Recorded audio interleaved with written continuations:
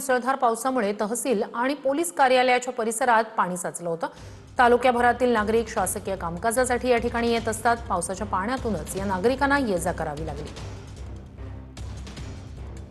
पावसामध्ये मुक्ताईनगरच्या तहसील आणि पोलीस प्रशासनाच्या कार्यालयाच्या आवारात या ठिकाणी पाणी साचलेलं आहे। कर्मचाऱ्यांना देखील अनेक समस्यांना समोर जाण्याचं चित्र या ठिकाणी पाहायला मिळतं। गुडघ्या एवढं पाणी मुक्ताईनगरच्या तहसील कार्यालय आणि पोलीस प्रशासनाच्या आवारामध्ये पाणी साचलेलं आहे। स्थानिक प्रशासनाने याबाबत तातडीने उपाययोजना करून हे पाणी याचा निचरा करावा अशी मागणी होत आहे।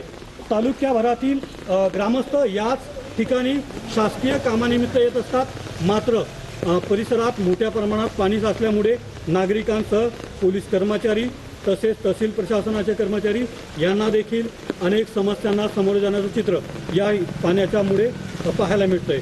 रवी गोरे, TV9 मराठी, मुक्ताईनगर, जळगाव। तांदूळ उत्पादनासाठी प्रसिद्ध असलेल्या भंडारा जिल्ह्यात यंदा मान्सून लांबल्यानं शेतकरी मोठ्या संकटात सापडलाय। जून महिना संपत आला तरीही अद्याप पावसाचा पत्ताच नसल्यानं जिल्ह्यातील शेतीची कामं आणि पेरण्या पूर्णपणे खोळंबल्यात। भंडारा जिल्ह्यात पावसानं दडी मारल्यानं पेरण्या खोळंबल्यात।